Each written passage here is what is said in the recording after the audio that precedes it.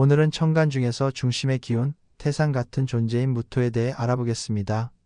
무토는 오행 중에서도 가장 중심에 있는 흙의 기운이에요. 하늘에서는 안개나 노을, 땅에서는 태산, 높은 산봉우리, 성곽, 제방, 광장처럼 넓고 단단하고 높이 솟은 형상들을 의미해요. 무토는 오행 중 유일하게 모든 기운을 포용할 수 있는 흙이에요. 그래서 무토를 용신으로 가진 사람들은 사람들 사이에서 중재하고 소개하고 조율하는 데에 능한 경우가 많습니다. 외교관, 중개인, 브로커 같은 직업에도 잘 어울리죠. 무토는 피부에 해당하는 오행이고 금을 잘 생하지는 못해요. 무토의 성정은 태산처럼 무게감 있고 믿음직스럽고 말수는 적지만 신중하고 온화하면서도 도량이 넓고 후덕한 인상이 많습니다. 자기 주장이 강하고 쉽게 흔들리지 않지만 그게 지나치면 고집과 독선, 아집으로 비칠 수 있는 단점도 있습니다. 무토는 책임감이 강하고 신용을 중시해요.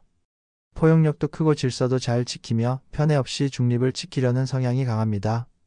그래서 사람들과 두루 어울리고 분쟁이 있을 때는 중재자 역할도 잘하는 편이에요. 하지만 이런 균형 감각을 잃게 되면 자기 중심적으로 흐르거나 다른 사람과 잘 어울리지 못하고 소외될 수 있습니다. 때로는 너무 이상만 좇다 보니 현실과 충돌하기도 하죠. 무토는 높은 산에서 세상을 내려다보는 듯한 안목이 있어요. 그래서 때로는 세속적인 인연을 멀리하거나 세상사에 무관심한 태도로 비춰질 수 있어요. 무토가 천간들과 만나면 어떤 성향으로 변하고 어떤 의미가 생기는지 하나씩 순차적으로 설명드리겠습니다. 무토는 간목이 있어야 사주가 살아나요. 간목은 무토에게 꼭 필요한 존재예요. 무토가 아무리 튼튼한 산이라 해도 거기에 동량지제인 간목이 뿌리내려야 비로소 의미가 생겨요. 이 조합은 아름답고 숭고하지만 반드시 불과 물이 함께 있어야 해요. 불과 물이 있어야 나무가 자라고 꽃이 피고 열매를 맺을 수 있으니까요. 물불이 없으면 나무는 자라지도 못하고 간목이 있어도 아무 소용이 없어요. 그리고 무토가 약하면 간목을 감당하기 어려워요. 뿌리 없는 흙에다가 나무를 억지로 세우는 꼴이니까요. 이런 경우엔 무토가 부서지고 고통받기 쉬워요. 을목은 무토 입장에서 보면 조용하고 작은 나무예요. 그래서 무토와 을목이 만나면 높은 산에 꽃이나 화초가 피어있는 모습이라 보기엔 좋아요. 하지만 이건 겉모습일 뿐 실속은 약할 수 있어요. 을목은 정관이라서 법이나 원칙을 중시하는 성격이지만 너무 고지식해서 융통성이 부족할 수도 있어요. 또 무토가 하면 을목조차 무거운 짐이 될 수 있고 지지가 약하면 삶이 고단하고 외로울 수 있어요.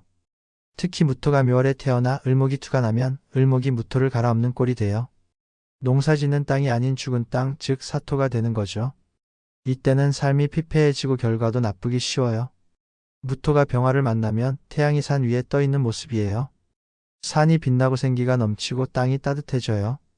병화는 무토에게 인성이니까 무토의 능력을 끌어내주고 사람들과 잘 어울리게 도와줘요. 하지만 물이 없는 무토의 병화만 있으면 땅이 메말라 버려요. 사막처럼 되니까 풀 한 폭이 자라지 못하고 결국 불모지가 돼요. 병화를 쓸 때는 반드시 수기가 필요해요. 물이 없으면 병화는 오히려 독이 돼요. 만약 병화만 있고 간목과 개수가 없으면 무토는 초등학교 선생님 정도 역할은 할 수 있어도 후반 인생은 허무하게 끝나기 쉬워요. 무토가 정화를 만나면 산에 불이 난 것과 같은 모습이에요. 특히 여름철월에 정화까지 더해지면 산이 활활 타서 모든 생물이 죽고 땅도 완전히 타버려요. 그래서 무토와 정화의 조합은 대체로 꺼리는 편이에요. 하지만 겨울철에는 얘기가 달라져요. 겨울의 무토는 얼어붙은 땅인데 이때 정화가 있으면 얼음을 녹여주는 화로불 같은 존재가 돼요. 이런 정화는 무토에겐 고마운 존재죠. 그리고 이 정화가 오래 타려면 옆에 간목이 있어야 해요. 간목이 연료 역할을 하니까요. 또한 정화가 있으면 금기운을 녹여줘서 목기운을 보호할 수도 있고 정이마비 생기면 교육계나 공직에도 나갈 수 있어요. 무토끼리 만나면 산과 산이 겹겹이 쌓인 깊은 골짜기 같은 모습이에요. 무토가 무토를 만나면 자칫 재산이나 관계에서 큰 손해를 볼 수 있어요. 친구에게 속거나 형제 때문에 어려움을 겪는 경우도 있죠. 특히 무토가 많고 간목이 없으면 땅이 너무 단단해져서 농사를 지을 수 없어요. 곡식도 못 키우고 결국 허황된 인생이 되기 쉬워요. 무토가 기토를 만나면 그냥 단순히 비견이나 겁재 정도가 아니라 더 안 좋은 경우가 많아요.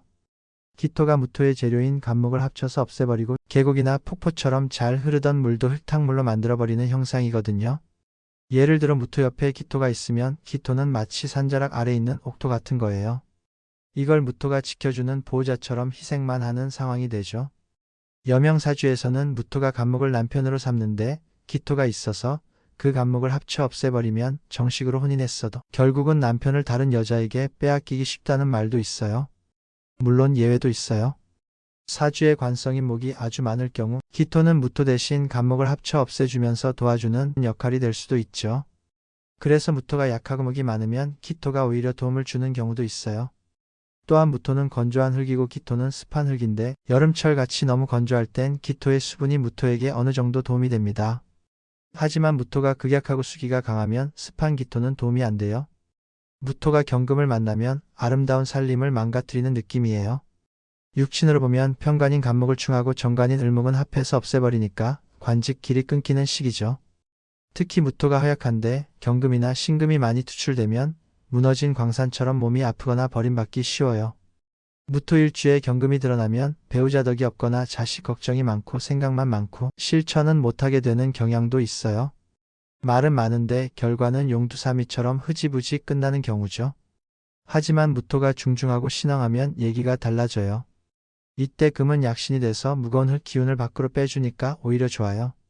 금이 없으면 오히려 둔화광고해서 재성이나 관성을 못 써먹거든요. 이런 상황에서 경금이 있고 을목이 합의되어 버리면 관직 인연은 멀어져도 다시 식신인 금으로 변하게 되니까 사회사업이나 교육, 예술 쪽으로 가는 건 괜찮아요. 이럴 땐 무토가 광산이고 경금이 그 속에서 광석을 캐내는 것처럼 능력을 제대로 펼치게 되는 거죠. 신금은 상관이에요. 그런데 무토에게 필요한 영양분인 병화를 합쳐버리고 합수로 변화해서 편법적인 재물이나 사기성 재물을 탐하게 만드는 역할을 해요. 또 정관인 을목도 충하니까 좋은 직장이나 올바른 길을 버리고 이상한 투자나 사업 쪽으로 빠지기 쉬운 거죠. 특히 무토가 약한데 신금을 만나면 돈에 눈이 멀어서 허황된 욕심만 부리게 돼요.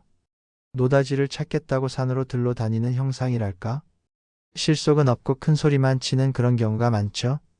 결국은 빛 좋은 개살구가 되는 셈이에요. 임수는 무토에게 재성인데 무토가 신앙하면 아주 멋진 그림이 돼요. 태산 옆으로 강이 흐르고 계곡과 폭포가 펼쳐져 있는 한 폭의 산수와 같은 모습이죠. 사람들의 발길이 끊이지 않고 무토가 인기도 많고 이름도 널리 알려지는 구조가 됩니다. 그런데 중요한 건 무토가 뿌리를 내려야 임수를 막는 제방 역할을 할 수 있어요. 만약 무토가 신약하면 물을 막느라 자기는 아무것도 못해요. 특히 임수 옆에 개수가 같이 있으면 물이 너무 넘쳐서 무토가 감당이 안 되는 형국이에요. 그리고 무토는 사실 해수를 보면 해 중에 간목이 더 좋아요. 또 수기가 강한 해자 축월에 임계수가 투출되면 몸이 약해지거나 고생할 확률이 높아요. 이럴 땐 정화가 있어서 임수를 합쳐버리면 마음은 편안해질 수 있지만 대신 외롭거나 고독해질 수도 있어요.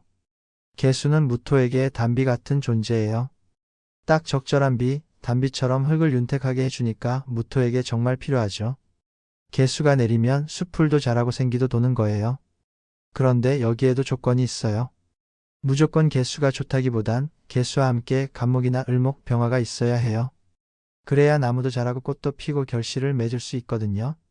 개수가 있다고 해서 무조건 좋진 않아요. 무토에 개수가 있는 건 천둥이 지나간 모습 같아서 무지개는 떠 있지만 외로운 합이에요. 개수는 계절에 따라 작용이 달라요. 여름이나 봄철엔 반가운 비지만 겨울철에는 눈보라처럼 고요하고 외로운 풍경이 됩니다. 아름답긴 하지만 정작 본인은 외로움을 느낄 수 있어요. 다음에는 기토에 대해서 알아볼게요. 감사합니다.